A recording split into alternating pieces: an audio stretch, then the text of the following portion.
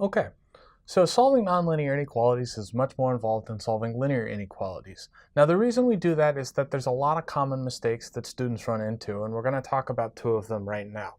So in the previous video, we solved the inequality x plus 1 over x minus 4 is less than or equal to 2. Okay? So that's the inequality that we solved.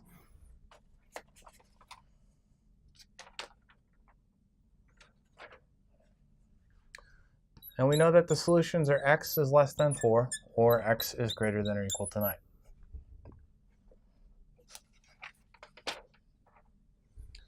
Now, if you looked at this, you would look at this expression and say, this is complicated. How would I deal with this if this were an equation? And what you would do is you would say, well, that x minus 4 in the denominator is clearly giving me trouble, so I'm going to multiply both sides by x minus 4. So you would get x plus 1 over x minus 4 times x minus 4 is less than or equal to 2 times x minus 4. On this left side, you'll notice that these two cancel, and you're just left with x plus 1. And over here, you have 2 times x minus 4, so that will give you 2x minus 8. And then if you wanted to solve this, well, let's just move the x over. Let's move the 8 over.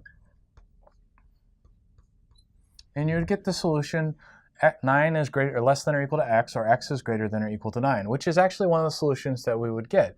But if we notice, we're missing a whole family of solutions. Basically, x is less than or equal to 4. So then the question is, why is this an incorrect method? All right. Now, all these linear steps are correct. Once we get down to this linear inequality, this method is very straightforward. But you notice that the first step that we did was multiply by x minus 4.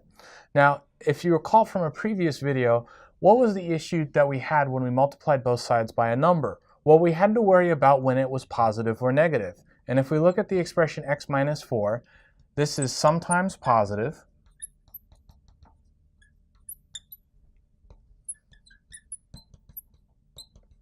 that is when x is greater than 4, and sometimes negative.